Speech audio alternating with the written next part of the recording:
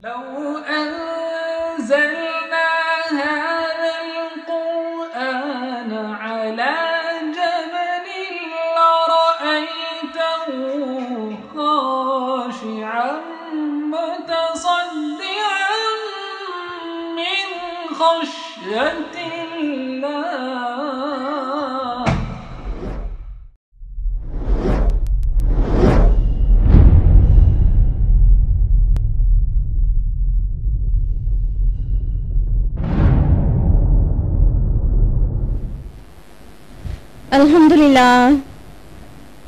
الحمدللہ رب العالمین والصلاة والسلام علی رسولہ الکریم وعلی آلہ واصحابہ اجمعین اما بعد واعوذ باللہ من الشیطان الرجیم بسم اللہ الرحمن الرحیم یا ایھا الذین آمنوا قوا انفسکم واہلیکم نارا.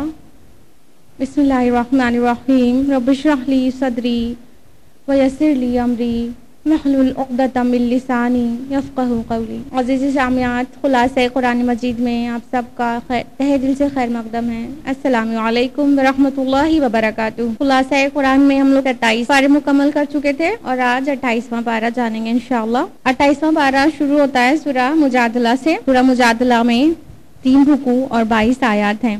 مصحف کے اعتبار سے 58 نمبر کی سورہ ہے. اس سورہ کو سورہ مجادلہ اور مجادلہ دونوں کہہ سکتے ہیں. مجادلہ کا مطلب ہوگا بحث اور تکرار، اور مجادلہ کا مطلب ہوگا بحث اور تکرار کرنے والی. پہلی آیت میں تجادلو کا لفظ استعمال ہوا ہے، اسی مناسبت سے اس کا نام سورہ مجادلہ ہے. اس کا زمانہ نزول شوال 5 ہجری ہے، یعنی غزوہ احزاب کے بعد یہ سورہ نازل ہوئی تھی. اور اس کا مرکزی مضمون جو ہے وہ ہے اہل ایمان کو ازدواجی زندگی کے متعلق مسئلے میں قانون الہی پیش کرتے ہوئے آداب مجلس کے متعلق ہدایات دیتے ہوئے ایمان اور منافقت کو واضح کرنا. اب باقاعدہ خلاصہ جانتے ہیں سورہ مجادلہ کا. رکو نمبر 1 آیات 1 سے 6 پر بیسڈ ہے. آیت نمبر 1 اور 2 میں ہے: اللہ نے سن لی اس عورت کی جو اپنے شوہر کے بارے میں تم سے تکرار کر رہی تھی اور اللہ سے فریاد کیے جاتی تھی. اللہ تم دونوں کی گفتگو سن رہا تھا اور وہ سب کچھ سننے والا اور دیکھنے والا ہے. آگے ہے: تم میں سے جو لوگ اپنی بیویوں سے زہار کرتے ہیں ان کی بیویاں ان کی مائیں نہیں ہو جاتی، ان کی مائیں تو وہی ہیں جنہوں نے ان کو جنا. یہ آیت مسئلہ زہار پر ہے. ایک خاتون جو کہ خزرج قبیلے سے تعلق رکھتی تھی، ان کا نام تھا خولہ بنت ثعلبہ. ان کے شوہر نے ان سے زہار کیا تھا. ان کے شوہر کا نام تھا اوس بن صامت رضی اللہ عنہ. انہوں نے زہار کیا تھا. زہار کس چیز کا نام ہے؟ بیوی کو ماں سے تشبیہ دینے کا نام ہے. جیسے عرب میں یہ ساری چیزیں بہت تھیں کہ اپنی بیوی کو کہتے تھے تو مجھ پر میری ماں کی پیٹھ کی طرح ہے. تو اس طرح کے جو جملے ہیں جو بیوی کی مشابہت ماں سے کر دی جائے تو وہ زہار کہلاتا ہے. اور عرب میں یہ مانا جاتا تھا کہ زہار کرنے والا طلاق پڑ جاتی ہے، زہار کرنے سے طلاق پڑ جاتی ہے اور بہت سخت والی طلاق. تو حضرت خولہ بنت ثعلبہ رضی اللہ عنہ، ان کے شوہر نے ایسا کہہ دیا تھا. وہ آ کے رسول اللہ صلی اللہ علیہ وسلم کے پاس گڑ گڑا رہی تھی: اللہ کے رسول کوئی راستہ بتائیے. ان کے چھوٹے چھوٹے بچے تھے اور شوہر ان کے بوڑھے تھے، خود بھی بوڑھی ہو چکی تھیں اور بچے چھوٹے تھے. تو وہ بہت پریشان تھیں اس بات کے لیے کہ اب طلاق پڑ گئی ہے تو اب وہ کیسے زندگی آگے چلائیں گی. تو اس بات کے لیے کوئی راستہ نکالنے کے لیے اللہ کے رسول سے بہت آرگیومنٹ کر رہی تھی. آپ صلی اللہ علیہ وسلم خاموش تھے کیونکہ ابھی مسئلہ زہار پہ کوئی ہدایت نہیں آئی تھی قرآن میں، لیکن وہ گڑ گڑائے جا رہی تھیں. اسی کو اللہ تعالیٰ کہہ رہا ہے کہ تم سے جھگڑ رہی تھی اور اللہ تعالیٰ تم دونوں کی گفتگو سن رہا تھا. پھر اس کا جو مسئلہ آیا وہ یہ کہ جو زہار کر لے وہ ان کی حقیقی مائیں نہیں ہو جاتی ہیں، لیکن اس کو بالکل ناپسند کیا گیا کہ زبان سے ایسی لغو بات نکالے کوئی. پھر اس کے بعد آیت نمبر 3 اور 4 میں زہار کے کفارے کا بیان ہے کہ خالی یہ معمولی گناہ نہیں ہے بلکہ کفارہ عائد ہوتا ہے. اس سے پہلے کہ شوہر بیوی اپنے آپ کو ایک دوسرے کو ہاتھ لگائیں، ان کو چاہیے کہ ایک غلام آزاد کریں. اگر اس کی استطاعت نہ ہو تو 2 مہینے کے لگاتار روزے رکھیں، یا تو پھر اس کی بھی استطاعت نہ ہو تو 60 مسکینوں کو کھانا کھلائیں. یہ زہار کا کفارہ ہے. آیت نمبر 5 اور 6 میں ہے کہ شرعی احکام توڑنے والوں کو سخت وعید سنائی گئی ہے کہ اللہ تعالیٰ جو احکام بیان کر رہا ہے اس کی پابندی کی جائے. رکو نمبر 2 آیات 7 سے 13 پر مشتمل ہے. آیت نمبر 7 اور 8 میں منافقین کی فتنہ انگیز سرگوشیوں کے خلاف تنبیہ ہے کہ وہ چھپ چھپ کر گناہ کی باتیں کرتے ہیں اور اللہ کے رسول کی توہین کرتے ہیں، ان کو جہنم کی وعید سنائی گئی ہے۔ آیت نمبر 9 سے 10 میں مسلمانوں کو گناہ اور رسول کے خلاف سرگوشی کی ممانعت اور نیکی اور پرہیزگاری کے لیے سرگوشی کی ہدایت کی گئی ہے۔ ساتھ ہی مومنین کو تسلی دی گئی ہے کہ منافقین آپ کے خلاف سرگوشی کر رہے ہیں، چپکے چپکے باتیں کر رہے ہیں، تو ان سے درگزر کریں اور ان کو خاطر میں نہ لائیں اور اللہ پر بھروسہ کریں۔ یعنی چپکے سے بات کرنے سے دل میں تنگی محسوس ہوتی ہے نا کہ میرے خلاف ہی کوئی بات ہو رہی ہے، کیا پلاننگ ہو رہی ہے، تو اللہ تعالیٰ نے مومنین کو کہا کہ آپ منافقین کی اس حرکت کو بالکل خاطر میں نہ لائیں، آپ اللہ پہ بھروسہ کریں، اللہ تعالیٰ آپ کے لیے کافی ہے۔ آیت نمبر 11 اور 12 میں آداب مجلس کے حکام ہیں۔ آیت نمبر 11 ہے، اے لوگو جو ایمان لائے ہو، جب تم سے کہا جائے کہ مجلس میں کشادگی پیدا کرو تو جگہ کشادہ کر دیا کرو، اللہ تمہیں کشادگی بخشے گا، اور جب تم سے کہا جائے اٹھ جاؤ تو اٹھ جایا کرو۔ آیت نمبر 12 میں ہے، اے لوگو جو ایمان لائے ہو، جب تم رسول سے تقیہ میں بات کرنا چاہو تو بات کرنے سے پہلے کچھ صدقہ دے دیا کرو۔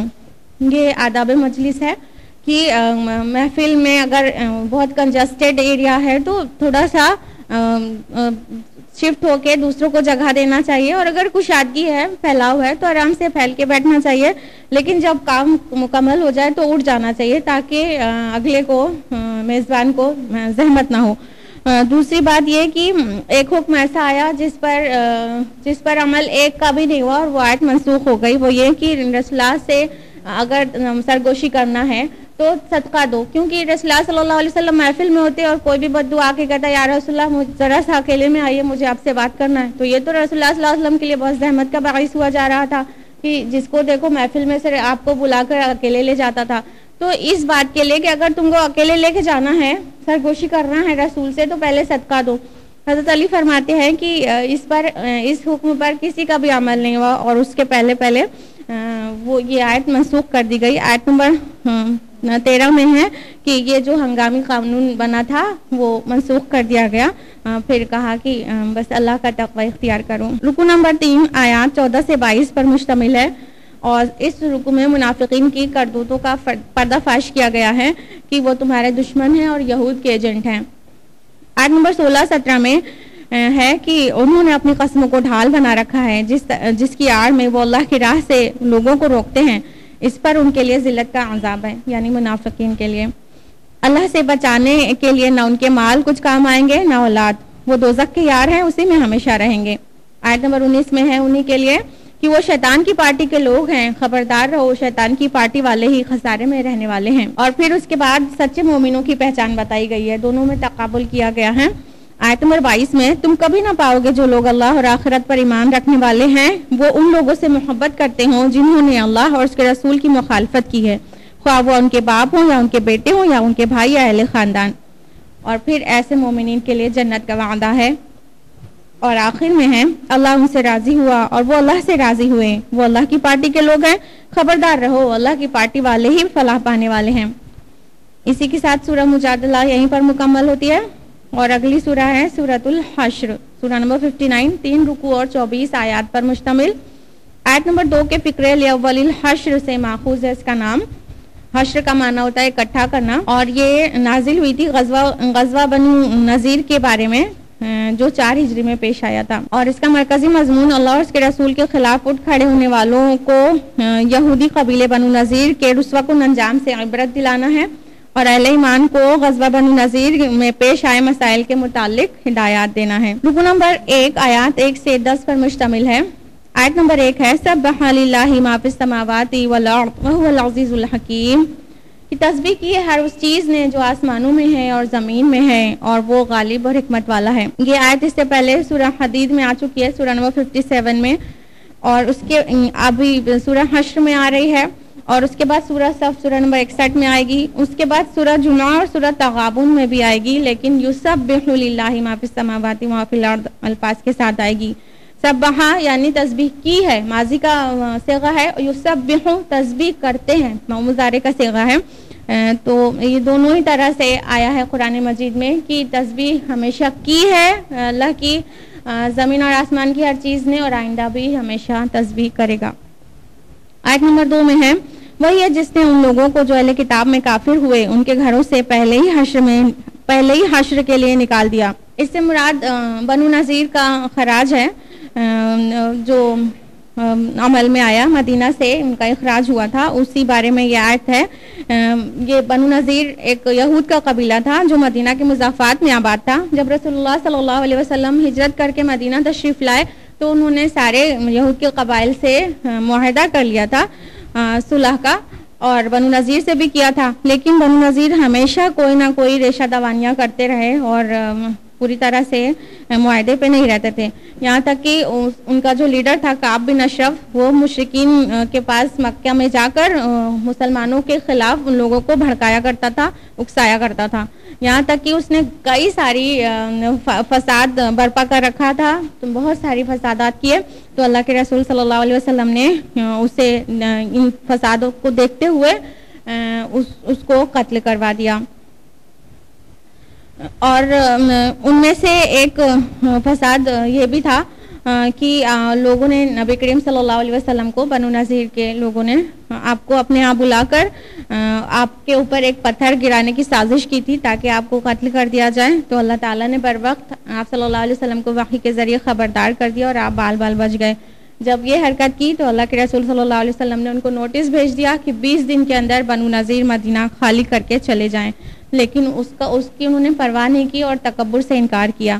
پھر اللہ کے رسول صلی اللہ علیہ وسلم اپنے اصحاب لے کر بنو نذیر کے پاس گئے اور ان کا محاصرہ کر لیا، تو محاصرے کی وہ تاب نہ لا سکے اور لڑائی کا حوصلہ کھو بیٹھے، یہاں تک کہ وہ اس بات کے لیے تیار ہو گئے کہ وہ مدینہ چھوڑ کر نکل جائیں گے۔ تو ان کی ڈیمانڈ تھی کہ ہم جس قدر سامان اپنے ساتھ لے جا سکتے ہیں وہ لے جانے دیا جائے، تو اللہ کے رسول نے اس بات کی اجازت دے دی۔ وہ اپنے سامان کو اپنے اونٹوں پر لاد کر لے گئے اور کئی کھڑکی دروازے وہ نکال لے گئے، بہت سارے اپنی گھروں کو توڑ پھوڑ دیا۔ تو اس آیت میں ان کے اخراج کو اول الحشر سے تعبیر کیا گیا ہے۔ حشر کا معنی اکٹھا کرنے کا ہوتا ہے، چونکہ ان کو ان کی رسوائی کے لیے اکٹھا کرنا مقصود تھا، اور اول الحشر کہا گیا ہے تو یہ اس طرف اشارہ ہے کہ ایک اور حشر ان کا ہونے والا ہے، اور تاریخ سے ثابت ہے کہ حضرت عمر رضی اللہ عنہ کی دور خلافت میں ان کو جزیرہ نما عرب سے نکال کے باہر پھینک دیا گیا تھا۔ آیت نمبر 7 میں مال فے کا حکم ہے کہ جو کچھ اللہ بستیوں والوں کی طرف سے اپنے رسول کو دلوائے وہ اللہ اور رسول اور قرابت داروں اور یتیموں اور مسکینوں اور مسافروں کے لیے ہے، تاکہ یہ مال تمہارے مالداروں کے درمیان ہی گردش نہ کرتا رہے۔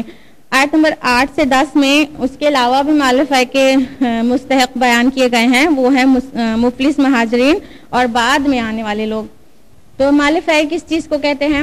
مال غنیمت آپ سبھی جانتے ہیں کہ جو جنگ کے بعد جو سامان ہاتھ آتا ہے وہ مال غنیمت کہلاتا ہے، لیکن اگر فتح بغیر جنگ کے مل گئی ہو، جیسے کہ غزوہ بنو نذیر میں ہوا کہ کوئی جنگ نہیں ہوئی، محاصرہ کیا اور انہوں نے سرنڈر کر دیا، تو ایسے صورتحال میں جب جنگ ہی نہیں ہوئی ہے تو جو مال برآمد ہوگا اس کو مال فے کہتے ہیں۔ مال غنیمت کا جو تقسیم ہے وہ خمس جو ہے وہ اللہ رسول کا ہوتا ہے، یعنی بیت المال میں چلا جاتا ہے، اور 4 حصہ غازیوں میں تقسیم کر دیا جاتا ہے، لیکن مال فے غازیوں میں تقسیم نہیں ہوتا، کیونکہ جب انہوں نے لڑائی نہیں، اپنی سواری ہی نہیں لے کر گئے تو ان میں نہیں تقسیم ہوتا، بلکہ مال فے کے مستحقین یہاں پر بیان کیے گئے ہیں آیت نمبر 7 میں اور 8 سے 10 میں، کہ اللہ کا ہے، رسول کا ہے، رسول کے رشتہ داروں کا ہے، یتیموں کا ہے، مسکینوں کا ہے، مسافروں کا ہے، اور مفلس مہاجرین کا ہے، اور بعد میں آنے والے لوگوں کا ہے۔ حضرت عمر رضی اللہ عنہ نے بعد میں آنے والے لوگوں کو اس طرح سے کیا اپنے دور خلافت میں، جب عراق اور شام فتح ہوا تو انہوں نے ان کی جو زمینیں تھیں وہاں کے باشندوں کے قبضے میں رہنے دیا اور اس پر خراج عائد کر دیا، اس طرح وہ اپنی زمین پہ محنت کرتے اور خراج دیتے، اس طرح ڈیولپمنٹ کا کام ہوا اور بعد تک آنے والوں کے لیے فائدہ بنا۔ رکو نمبر 2 آیات 11 سے 17 پر مشتمل ہے۔ آیت نمبر 11 میں ہے، تم نے ان منافقوں کو نہیں دیکھا جو اپنے بھائیوں سے جو اہل کتاب میں کافر ہوئے کہتے ہیں کہ اگر تمہیں نکالا گیا تو ہم بھی تمہارے ساتھ نکلیں گے، اور تمہارے معاملے میں ہم ہرگز کسی کی بات نہ مانیں گے، اور اگر تم سے جنگ کی گئی تو ہم ضرور تمہاری مدد کریں گے، مگر اللہ گواہی دیتا ہے کہ یہ لوگ بالکل جھوٹے ہیں۔ اب منافقین نے کیا کیا؟ بنو قریظہ کو اکسانا شروع کیا اور ان کی پیٹھ ٹھوکی کہ تم کو گھبرانے کی ضرورت نہیں ہے، اگر تم سے مسلمان کبھی لڑے تو ہم تمہارے ساتھ لڑیں گے، تم کو یہاں سے نکالا گیا تو ہم تمہارے ساتھ نکلیں گے۔ اللہ تعالیٰ نے کہا یہ قطعی جھوٹے ہیں۔ اور پھر آیت نمبر 12 سے 15 میں ان کی بزدلی درج کی گئی ہے کہ کس قدر بزدل ہیں، ہرگز ان کے ساتھ نہیں آنے والے. اور ان کی مثال دی گئی ہے آیت نمبر 16 میں کہ ان کی مثال شیطان کی سی ہے جو انسان سے کہتا ہے کفر کر، اور جب وہ کفر کر بیٹھتا ہے تو وہ کہتا ہے میں تجھ سے بری ہوں، مجھے اللہ رب العالمین سے ڈر لگتا ہے. یہی حال منافقین کا ہے. رکو نمبر 3 آیات 18 سے 24 پر مشتمل ہے، اور یہ اختتامی آیات ہیں جس میں مسلمانوں کو عام طور پر اور منافقین کو خاص طور پر تنبیہ ہے کہ اللہ اور آخرت کو بھول نہ جانا. آیت نمبر 19 ہے وَلَا تَكُونُوا كَالَّذِينَ نَسُوا اللَّهَ فَأَنسَاهُمْ أَنفُسَهُمْ. دیکھو اس شخص کی طرح نہ ہو جانا جس نے اللہ کو بھلا دیا تو اللہ تعالیٰ نے اس کا نفس ہی اس کو بھلا دیا. نفس بھلا دینے کا کیا مطلب ہے؟ اللہ تعالیٰ نے انسان کے پاس دو چیز رکھی ہے کہ اس کا جسمانی وجود، دوسرا روحانی. انسان کو اپنا جسمانی وجود تو خوب یاد ہے لیکن وہ اپنی اصل شرف کو جو روحانی وجود سے ہے اس کو بھول جاتا ہے. جب اللہ تعالیٰ کو جو بھول جاتا ہے تو اللہ تعالیٰ اس کا روحانی وجود اس کے فراموش کر دیتا ہے، یہاں تک کہ وہ حیوان کی سطح پر اتر جاتا ہے. آیت نمبر 21 بہت عظیم آیت ہے اور قرآن مجید کی عظمت بیان کرتی ہے. لو انزلنا هذا القرآن على جبل لرأيته خاشعا متصدعا من خشية الله وتلك الأمثال نضربها للناس لعلهم يتفكرون. کہ اگر ہم بالفرض اس قرآن کو کسی پہاڑ پر نازل کر دیتے تو وہ دب جاتا، پھٹ جاتا اور اللہ کی خشیت سے ریزہ ریزہ ہو جاتا. اور اسی طرح ہم لوگوں کے لیے مثالیں بیان کرتے ہیں تاکہ لوگ غور و فکر کریں. تو قرآن مجید کی عظمت ہمیں اتنی بات سے سمجھ جانا چاہیے کہ کس قدر عظیم شے ہے کہ اگر پہاڑ اس کا بوجھ نہیں اٹھا سکتا تھا، اور انسانی دل کس قدر سخت ہو گیا ہے کہ اس سے ذرا بھی نہیں پگھلتا. آیت نمبر 22 سے 24 میں اللہ جل جلالہ کے اسماء الحسنہ کا ایک حسین و جمیل گلدستہ ہے تاکہ اہل ایمان میں اس کے ذکر سے کامل تسلیم، عزم و توکل اور منافقین میں خوف و خشیت پیدا ہو سکے. اور سورہ کا اختتام انہی آیات سے ہوتا ہے جہاں سے سٹارٹنگ ہوئی تھی، یعنی اللہ کی تسبیح سے. یسبح لہ ما فی السماوات والارض وہو العزیز الحکیم. اس کے ساتھ ہی سورۃ الحشر مکمل ہوتی ہے. اور اب اگلی سورہ ممتحنہ ہے جس میں 2 رکوع اور 13 آیات ہیں. اس سورہ کی آیت نمبر 10 میں حکم دیا گیا ہے کہ جو عورتیں ہجرت کر کے آئیں وہ مسلمان ہونے کا دعویٰ کریں تو ان کا امتحان لے لیا جائے. اسی مناسبت سے اس کا نام ممتحنہ ہے، یعنی امتحان لینے والی سورہ. اس کا زمانہ نزول صلح حدیبیہ کے بعد اور فتح مکہ سے پہلے کا ہے، یعنی 7 ہجری میں یہ سورہ نازل ہوئی ہے جبکہ عورتیں مکہ میں پھنسی ہوئی تھی جو وہ دھیرے دھیرے ہجرت کر کے مدینہ آ رہی تھیں اور ان کی مہر کی واپسی کا مسئلہ پیدا ہو گیا تھا، اسی کی رہنمائی کے لیے نازل ہوئی. اس کا جو مرکزی مضمون ہے کہ اسلام کے دشمنوں سے دوستی کرنے اور ذاتی مصلحتوں کی خاطر انہیں جنگی راز وغیرہ کی باتوں سے آگاہ کرنے سے مسلمانوں کو روکا گیا ہے. اس کا رکو نمبر 1 آیت نمبر 1 سے 6 پر مشتمل ہے. آیت نمبر 1 سے 3 میں ہے کہ جو کمزور مسلمان ہجرت کے بعد مشرکین مکہ سے خفیہ محبت کا تعلق قائم کیے ہوئے تھے ان کو تنبیہ ہے. آیت نمبر 1 ہے اے لوگوں جو ایمان لائے ہو، میرے اور اپنے دشمنوں کو دوست نہ بناؤ.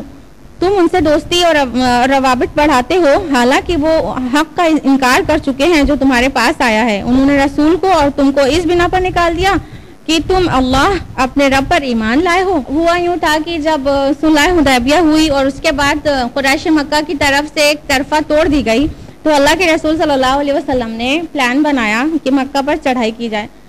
مکہ پر چڑھائی کرنے کی خفیہ تیاری ہو رہی تھی کہ اسی درمیان ایک شخص تھے حاطب بن ابی بلتع. انہوں نے ایک عورت کو جو مکہ جا رہی تھی ایک خط روانہ کر دیا اور اس میں یہ اطلاع دے دی، اور اللہ سبحانہ تعالیٰ نے رسول اللہ صلی اللہ علیہ وسلم کو وحی کے ذریعے سے وہ خبر پہنچا دی. تو اللہ کے رسول نے حضرت علی، حضرت زبیر اور مقداد بن اسود رضی اللہ عنہم کو فوراً تیز رفتار سے روانہ کیا کہ تم کو روضہ خاک کے مقام پر وہ عورت ملے گی اور اس کے پاس وہ خط ہوگا، اس کو لے لینا. تو تینوں اصحاب جاتے ہیں اور وہ خط اس سے لے کر آتے ہیں اور رسول اللہ صلی اللہ علیہ وسلم کو کے حوالے کر دیتے ہیں. وہ خط جب کھولا جاتا ہے تو اس میں واقعی یہی لکھا ہوتا ہے کہ محمد آپ پر چڑھائی کی تیاری کر رہے ہیں. جب رسول اللہ صلی اللہ علیہ وسلم حاطب بن ابی بلتع جو کہ مسلمان تھے ان کو بلاتے ہیں، بدری صحابی تھے، ان کو بلاتے ہیں اور وجہ دریافت کرتے ہیں تو وہ کہتے ہیں اللہ کے رسول میرے بارے میں جلدی مت کیجیے، میں مرتد نہیں ہوں اور میں مسلمانوں کا نقصان کرنے کے لیے کام نہیں کیا تھا، بلکہ میرا یہ اس کام کی وجہ یہ تھی کہ میرے اہل و عیال ابھی مکہ میں پھنسے ہوئے ہیں اور سب کے تو کوئی رشتہ دار ہیں انہیں بچا لیں گے جب مکہ پہ چڑھائی ہوگی، لیکن میرا کوئی بھی نہیں ہے بیوی بچوں کو وہاں پر بچانے کے لیے. تو اس لیے میں نے چاہا کہ قریش پر میرا ایک احسان رہ جائے جو وہ میرے بیوی بچوں کو پناہ دے دیں. تو اس لیے میں نے یہ کام کیا تھا. اللہ کے رسول، میرا ارادہ اسلام سے دشمنی کا نہیں تھا. اللہ کے رسول نے کہا کہ یہ سچ کہتا ہے، تو پھر اللہ کے رسول نے انہیں معاف کر دیا. لیکن اللہ تعالیٰ نے وحی کے ذریعے اس بات کی تنبیہ کی کہ تم اہل مکہ سے اور تم اللہ اور رسول کے دشمنوں سے دوستی والی چیزیں نہ کرو. بعض مفسرین نے اس کے پیچھے یہی وجہ بتائی ہے، لیکن کچھ مفسرین نے یہ بھی لکھا ہے کہ یہ وجہ عام تھی. جو بھی مدینہ میں رہ رہے مہاجرین تھے وہ مکہ میں کس بھی طرح کی محبت کے روابط ان سے نبھا رہے تھے، ان سب کو روکنا مقصد ہے. آیت نمبر 3 ہے، تمہاری رشتہ داریاں اور تمہاری اولاد قیامت کے دن تمہارے کچھ بھی کام نہیں آئے گی. یعنی یہ محبت میں، بیوی بچوں کی محبت میں یہ کام کیا گیا تھا نا. آیت نمبر 4 میں ہے، تم لوگوں کے لیے ابراہیم اور اس کے ساتھیوں میں ایک اچھا نمونہ ہے کہ انہوں نے اپنی قوم سے صاف کہہ دیا تھا کہ ہم تم سے اور تمہارے ان معبودوں سے جن کی تم اللہ کو چھوڑ کر پوچھتے ہو قطعی بیزار ہیں. ہم نے تم سے کفر کیا.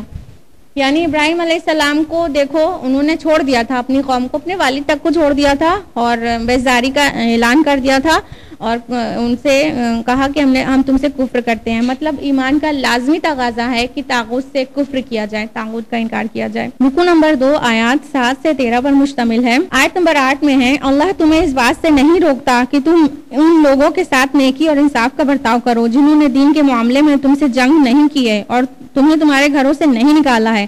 اللہ انصاف کرنے والوں کو پسند کرتا ہے. یعنی جو غیر حربی کافر ہیں، جو لڑائی نہیں کر رہے ہیں سامنے آ کے اور نہ ہی ہجرت پہ مجبور کر رہے ہیں، پریشان کر رہے ہیں، ان کے ساتھ کوئی بھی اچھا معاملہ کرنے سے اللہ تعالیٰ نہیں روک رہا ہے. صرف یہ حربی کافر جو ہیں، جو جنگ کرنے کے لیے تیار ہیں، مخالفت کر رہے ہیں اور گھر سے نکال دیا، ایسے لوگوں کے ساتھ یہ رشتہ داریاں اور محبتوں کے رشتے کو قطع کرنے کے لیے کہا گیا ہے. آیت نمبر 10 میں ہے، اے ایمان والو، جب مومن عورتیں ہجرت کر کے تمہارے پاس آئیں تو ان کو جانچ لو، یعنی ان کا امتحان لے لو. اللہ ان کے ایمان کو بہتر جانتا ہے. پھر اگر تمہیں معلوم ہو کہ وہ مومن ہے تو انہیں کفار کی طرف واپس نہ کرو،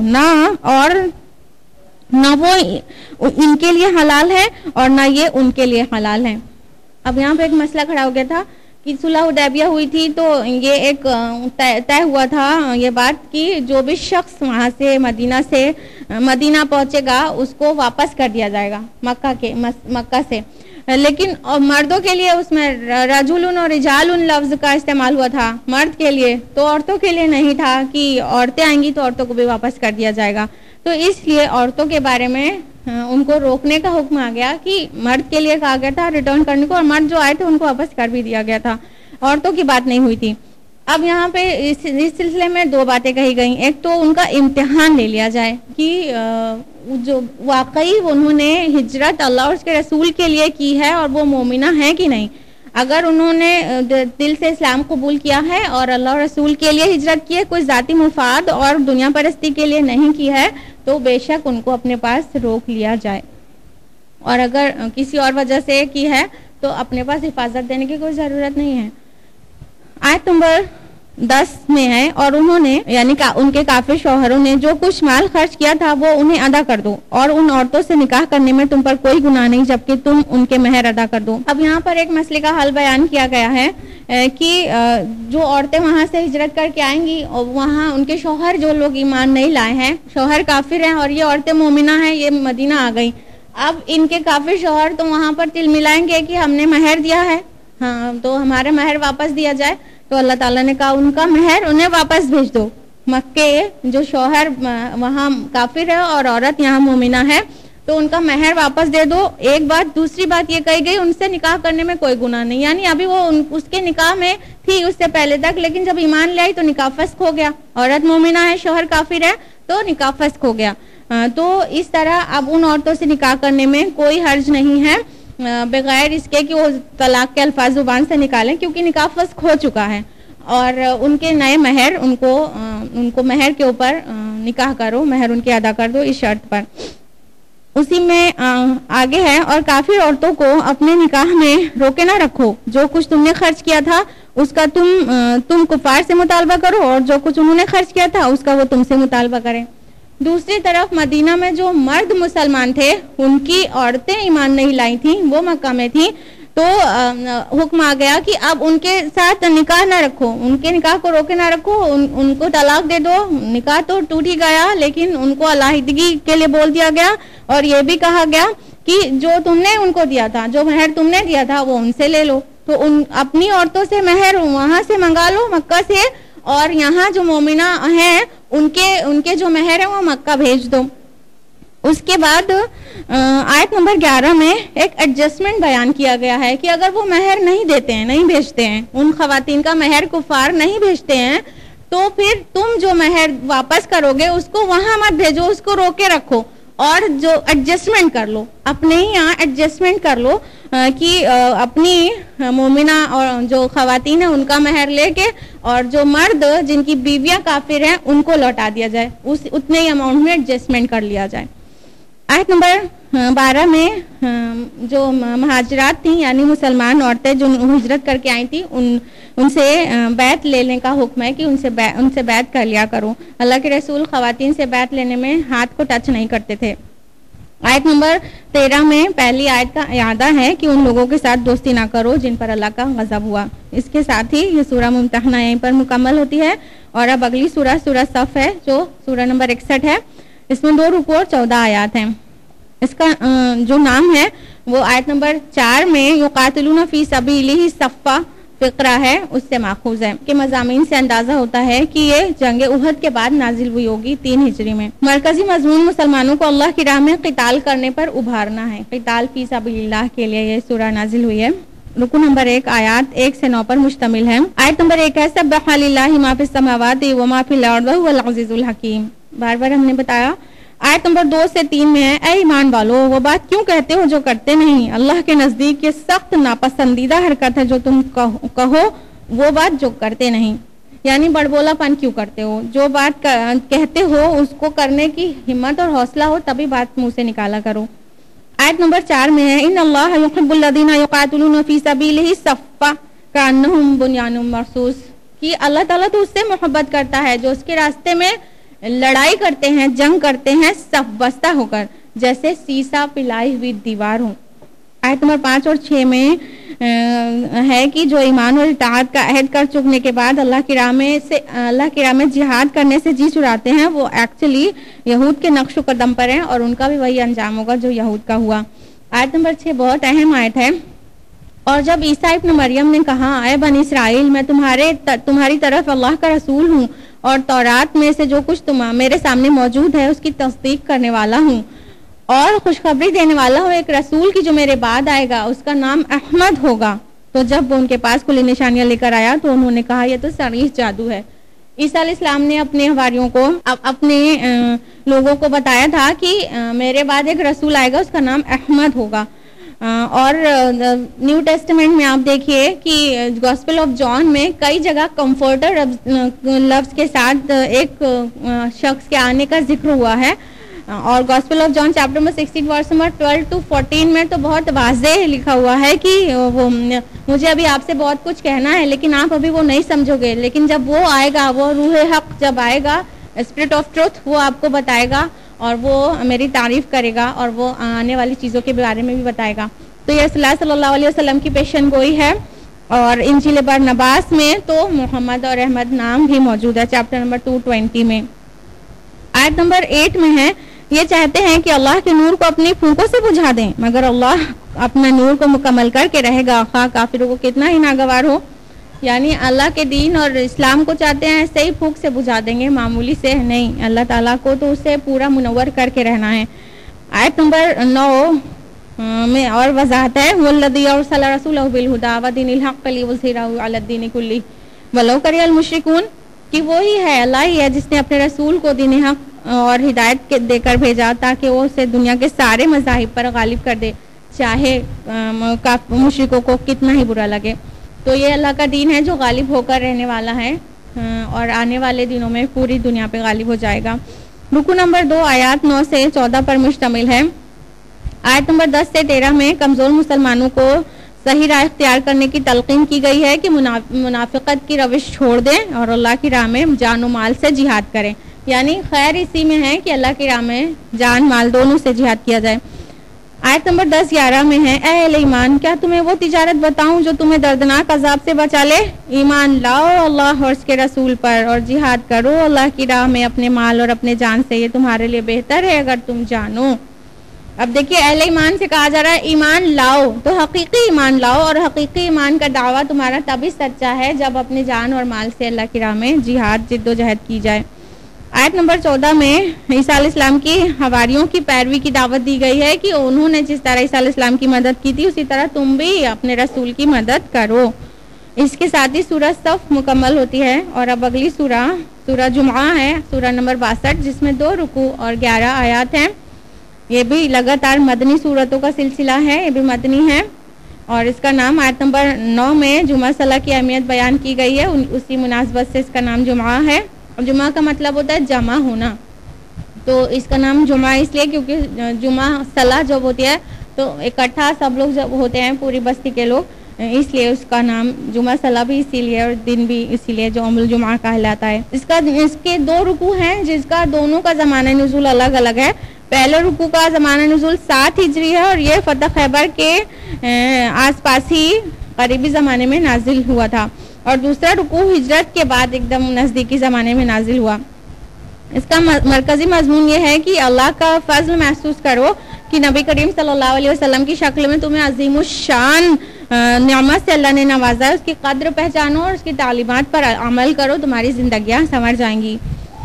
اور سورہ جمعہ کے بارے میں ترمذی کی حدیث ہے کہ نبی کریم صلی اللہ علیہ وسلم جمعہ صلاح کو سورہ جمعہ اور سورہ منافقون پڑھایا کرتے تھے۔ اب باقاعدہ خلاصہ رکوع نمبر 1 آیت نمبر 1 سے 8 پر مشتمل ہے۔ آیت نمبر 1 ہے یسبح للہ ما فی السماوات و ما فی الارض الملک القدوس العزیز الحکیم۔ تسبیح بیان کرتے ہیں جو کچھ بھی آسمانوں میں اور جو کچھ زمین میں ہے، وہ بادشاہ ہے، پاک ہے، غلبے والا اور حکمت والا ہے۔ آیت نمبر 2 میں ہے کہ اس نے امیوں میں سے ایک رسول انہی میں سے اٹھایا جو ان کو اس کی آیتیں سناتا ہے، ان کا تزکیہ کرتا ہے اور انہیں کتاب اور حکمت کی تعلیم دیتا ہے۔ اس سے پہلے یہ لوگ کھلی گمراہی میں پڑے ہوئے تھے۔ یہ حضرت ابراہیم علیہ السلام کی دعا کا جواب ہے، ہم نے پہلے بھی آپ کو بتایا تھا، یہ آیت قرآن میں 4 بار ریپیٹ ہوگی، 3 بار آ چکی تھی، اب آج 4تھی بار بھی آ گئی۔ آیت نمبر 5 سے 8 میں یہود کے اس دعوے کی تردید ہے کہ وہی اللہ کے چہیتے اور لاڈلے ہیں، نبوت اور رسالت کا شرف کے حقدار صرف وہی ہیں اور کوئی قوم نہیں ہو سکتی۔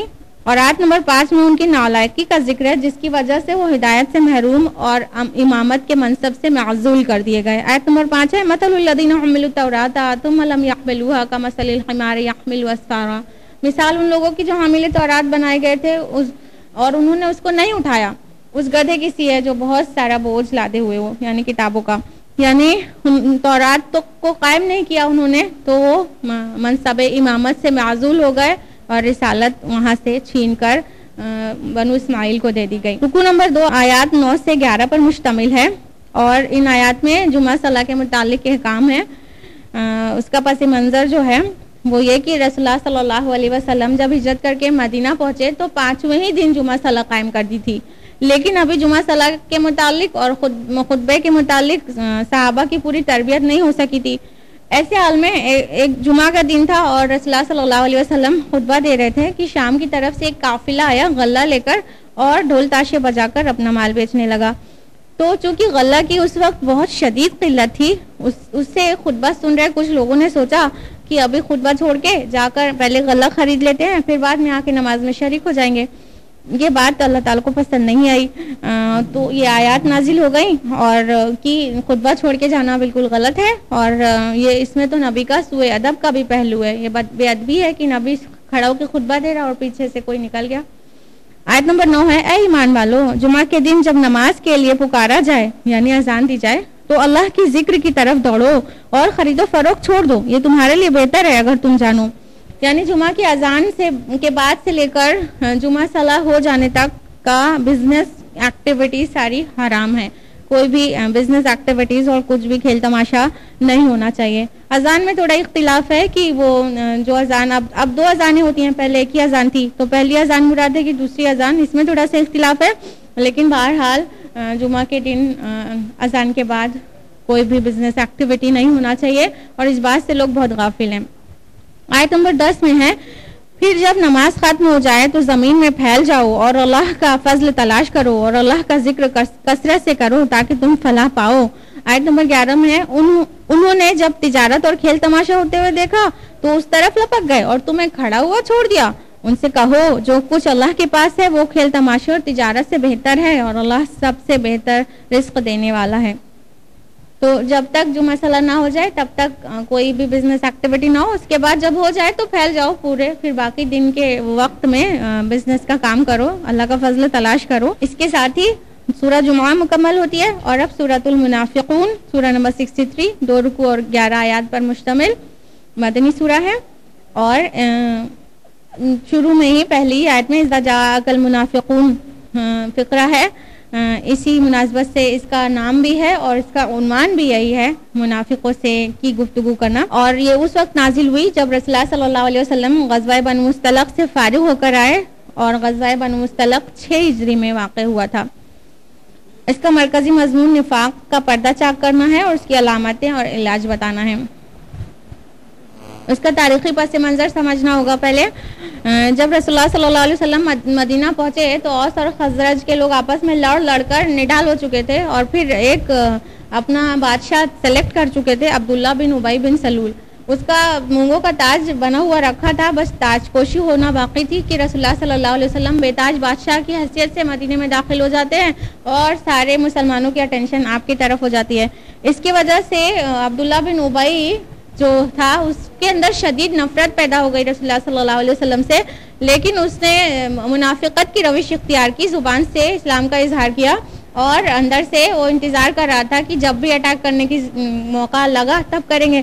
ایسے ہی صورتحال میں ہمیشہ کوئی نہ کوئی ریشہ دوانیاں رہتی تھیں عبداللہ بن ابی کی اور اس کے ساتھیوں کی.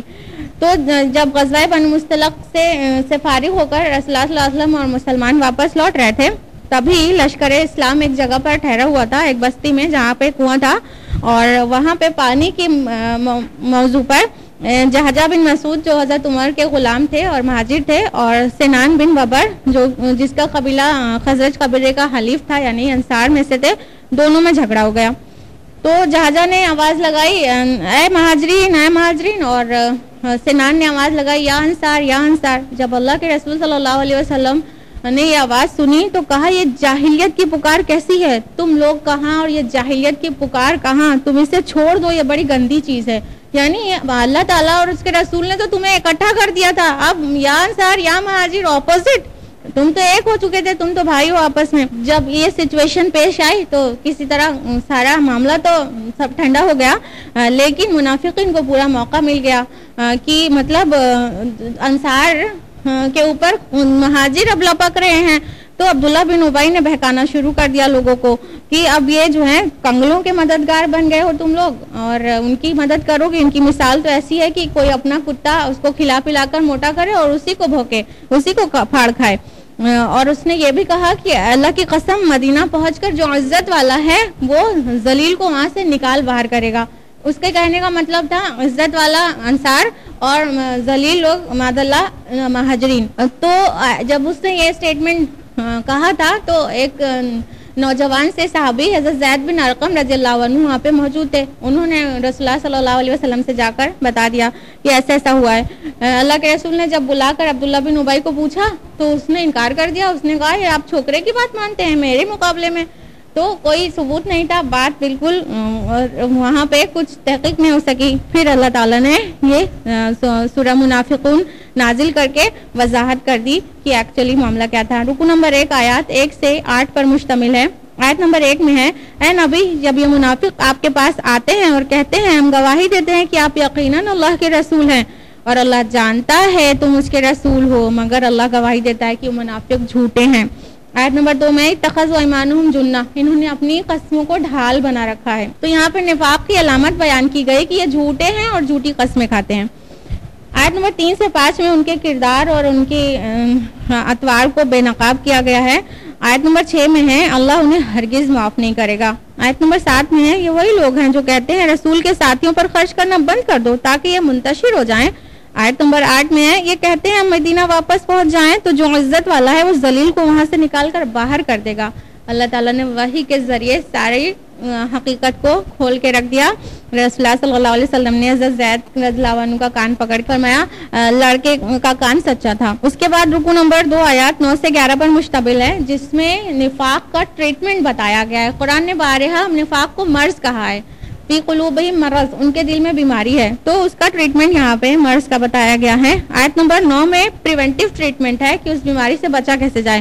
یا ایھا الذین آمنوا لا تلھکم اموالکم واولادکم عن ذکر اللہ، اے لوگو جو ایمان لائے ہو تم کو تمہارے مال اور اولاد اللہ کی یاد سے غافل نہ کر دیں. تو اللہ کا ذکر جس دل سے جائے گا پھر مال اور اولاد کی محبت اتنی بڑھ جائے گی تو وہی نفاق کی ڈیزیز کا انفیکشن ہونے کی وجہ بنے گا. آیت نمبر 10 میں اس کا کیوریٹو ٹریٹمنٹ ہے، یعنی نفاق کی چھوٹ لگ جائے تو ابھی علاج کیسے کروں. آیت نمبر 10 ہے اور خرچ کرو اللہ کی راہ میں اس سے پہلے کہ تم میں سے کسی کو موت آ جائے. یعنی نفاق جو مال کی محبت سے پیدا ہوا تھا اس کو علاج اسی طرح ہو سکتا ہے کہ اللہ کی راہ میں بہت بہت بہت خرچ کیا جائے. اور آیت نمبر 11 میں ہے کہ اس سے پہلے خرچ کرو کہ موت آ جائے تم کو، اور اللہ تعالیٰ پھر وقت جلانے کے بعد ذرا سی بھی مہلت نہیں دیتا. اس کے ساتھ ہی سورہ منافقون مکمل ہوتی ہے اور اگلی سورہ ہے سورہ تغابن جس میں 2 رکوع اور 18 آیات ہیں. آیت نمبر 9 کے فقرے ذالک یوم التغابن سے اس کا نام ماخوذ کیا گیا ہے اور مدینہ کے ابتدائی دور میں نازل شدہ معلوم ہوتی ہے یہ سورہ. اس کا مرکزی مضمون ایمان اور اطاعت کی دعوت اور اخلاق حسنہ کی تعلیم دینا ہے. آیت نمبر 1 تو وہی ہے اللہ کی تسبیح. رکوع نمبر 1 آیات 1 سے 10 پر مشتمل ہے. آیت نمبر 1 میں اللہ کی تسبیح ہے. آیت نمبر 2 سے 4 میں اللہ کی معرفت بخشی گئی ہے. آیت نمبر 5 سے 7 میں رسالت اور آخرت کا انکار کرنے والوں کو اس کے برے نتائج سے خبردار کیا گیا ہے. آیت نمبر 8 میں ہے پس ایمان لاؤ اللہ پر اور اس کے رسول پر اور اس روشنی پر جو ہم نے نازل کی ہے، اور یہاں روشنی سے مراد قرآن مجید ہے. آیت نمبر 9-10 میں آخرت پر ایمان کی دعوت دی گئی ہے اور یہاں پہ آخرت کو یوم التغابن کہا گیا ہے، یعنی ہار جیت کا دن. اور رکوع نمبر 2 جو کہ آیات 11 سے 18 پر مشتمل ہے. آیت نمبر 11 سے 13 میں فہمائش کی گئی ہے کہ دنیاوی مصیبتوں کے ڈر سے اللہ اور اس کے رسول کی اطاعت سے منہ نہ موڑنا اور اس کے تباہ کن پہلو کو اجاگر کیا گیا ہے. آیت نمبر 14 میں ہے اے لوگوں جو ایمان لائے ہو تمہاری بیویوں اور تمہاری اولاد میں سے بعض تمہارے دشمن ہیں ان سے ہوشیار رہو. آیت نمبر 15 میں ہے کہ تمہارے مال اور اولاد تو فتنہ ہے، یعنی بیوی اور اولاد دشمن کیسے ہو سکتے ہیں. ایک تو یہ کہ وہ مطلب مشکل وقت جب آئے اور کٹھن کام کرتے ہوئے دیکھیں تو محبت میں جو ہے وہ روکنے لگے نہیں ایسا مت کریے اس طرح، یا تو پھر بیوی اور بچے کفار میں سے ہوں تو وہ حق پہ نہ چلنے دیں اس طرح سے. تو کہا کہ دیکھو وہ تمہاری دشمنی کر سکتے ہیں، تم ہوشیار رہنا اور مال اور اولاد سے حد درجے محبت مت کرنا کیونکہ وہ تمہارے لیے فتنہ ہے، آزمائش ہے. آیت نمبر 16 میں ہے جہاں تک تمہارے بس میں ہو اللہ کا تقوی اختیار کرو اور سنو اور اطاعت کرو اور اپنا مال خرچ کرو. آیت نمبر 17 میں ہے اگر تم اللہ کو قرض حسنہ دو گے تو وہ تمہیں کئی گنا بڑھا کر دے گا اور تمہارے قصوروں سے درگزر فرمائے گا. اس کے ساتھ ہی سورۃ تغابن ختم ہوتی ہے اور اگلی سورہ ہے سورۃ طلاق سورہ نمبر 65 جس میں 2 رکوع اور 12 آیات ہیں. مدنی سورتوں کا سلسلہ چل رہا ہے. اس کا نام سورہ طلاق ہے کیونکہ اس کا مضمون بھی یہی ہے اور اس کا زمانہ نزول 6 ہجری کے قریب کا ہے غالباً، اور اس کا پچھلی اور اگلی سورہ سے تعلق ہے. سورہ تغابن کی آیت نمبر 14-15 میں ہم نے بتایا کہ مال اور اولاد کو آزمائش کہا گیا ہے، اور سورہ تغابن کے بعد جو 2 صورتیں سورہ طلاق اور تحریم میں اس نازک مسئلے کی وضاحت ہے. وہ کیا؟ سورہ طلاق میں یہ بتایا گیا ہے کہ اگر بیوی کی سے کسی سبب سے نفرت ہو جائے تو حدود الہی کی پابندی کس طرح سے کی جائے، اور سورہ تحریم میں یہ واضح کیا گیا ہے کہ اگر بیوی سے بہت زیادہ محبت ہے تو حدود الہی کی پابندی کرنے کی کوشش تب بھی کرو. رکوع نمبر 1 آیات 1 سے 7 پر مشتمل ہے. آیت نمبر 1 میں ہے اے نبی جب تم عورتوں کو طلاق دو تو ان کی عدت کے لیے دو اور عدت کا شمار کرو اور اللہ سے ڈرو جو تمہارا رب ہے، اور ان کو ان کے گھروں سے نہ نکالو اور نہ وہ خود نکلیں الا یہ کہ وہ کھلی بدکاری کی مرتکب ہوں. یعنی عورتوں کو عدت پوری کرنے کے لیے طلاق دو ایسے ٹائم پہ جب وہ عدت جہاں سے شمار ہو سکتی ہو، اور یہ کہ دوران عدت اپنے گھر میں رکھو اور ان کو نہ نکالو نہ بیویاں خود گھر سے نکلیں. آیت نمبر 2 میں ہے جب وہ اپنی عدت کو پہنچ جائیں تو انہیں معروف طریقے پر روک لو یا معروف طریقے پر جدا کر دو اور اپنے میں سے 2 عادل آدمیوں کو گواہ بنا لو. یعنی اگر رجوع کرنے کا فیصلہ ہے تو بھی معروف طریقے سے ہونا چاہیے، اور علیحدگی کا فیصلہ ہے تو بھی معروف طریقے سے، ظالمانہ طریقے سے نہیں ہونا چاہیے۔ آیت نمبر 4 میں جو عورتیں حیض سے مایوس ہو چکی ہیں یا ان کو حیض ابھی نہیں آیا ہے، ان کے لیے عدت کی مدت بیان کی گئی ہے کہ وہ 3 مہینے ہے، اور حاملہ کی عدت بیان کی گئی ہے کہ وہ وضع حمل ہے۔ آیت نمبر 6 اور 7 میں دوران عدت ان کو وہیں رکھنے کا حکم دیا گیا ہے جہاں خود رہتے ہو، اسی آسانی میں رکھو، اور اگر حاملہ ہو تو عورت اور بچے کا خرچ وضع حمل تک خود مرد اٹھائے۔ رکن نمبر 2 جو کہ آیات 8 سے 12 پر مشتمل ہے، اس میں مسلمانوں کو تنبیہ ہے کہ اللہ اور اس کے رسول کی نافرمانی نہ کریں، جو بھی ایسا کرتا ہے اس کے اوپر اللہ کا عذاب آتا ہے۔ اس تاریخ میں اس کی بہت ساری مثالیں موجود ہیں، اس لیے اللہ تعالیٰ نے تم پر بہت بڑا احسان کیا ہے، تم پر قوانین اپنے واضح کر کے، اس لیے جو عائلی قوانین یعنی فیملی لاز دیے جا رہے ہیں ان کی پابندی کرو۔ اس کے ساتھ ہی سورہ طلاق ختم ہوتی ہے اور سورہ تحریم سورہ نمبر 66 شروع ہوتی ہے، جس میں 2 رکوع اور 12 آیات ہیں۔ پہلی آیت میں نبی کریم صلی اللہ علیہ وسلم کے ایک حلال چیز کو اپنے اوپر حرام کرنے کا پر احتساب ہوا ہے، اس مناسبت سے اس کا نام سورہ التحریم ہے، اور یہ غالباً 9 ہجری میں نازل ہوئی ہے۔ اس کا مرکزی مضمون ازواج سے محبت میں اس قدر غلبہ نہ پیدا ہو جائے کہ اللہ کی حدود قائم رکھنا دشوار ہو جائے، اور یہ بھی ہے کہ اپنے گھر والوں کو آخرت کے انجام سے بچانے کی کوشش کرو۔ رکن نمبر 1 آیت نمبر 1 سے 7 پر مشتمل ہے۔ آیت نمبر 1 ہے، اے نبی تم اپنی بیویوں کی رضامندی کی خاطر اس چیز کو کیوں حرام کرتے ہو جو اللہ نے تمہارے لیے حلال کر دی ہے۔ اس کے لیے 2 روایات ہیں، ایک ماریہ قبطیہ اور دوسرا شہد، اور بعض مفسرین کے نزدیک یہ قابل قبول نہیں ہے۔ بہرحال اللہ تعالیٰ نے وضاحت نہیں کیا ہے کہ کس چیز کو نبی صلی اللہ علیہ وسلم نے حرام کیا تھا اپنے اوپر، تو اس لیے ہمیں بھی قرید نہ ہی کریں تو ہی بہتر ہے۔ اور آیت نمبر 2 میں ہے کہ اگر ایسی کوئی قسم کھا بیٹھو کسی چیز کو حرام کرنے کا تو لازم ہے کہ اسے توڑ دو اور قسم کا کفارہ ادا کرو۔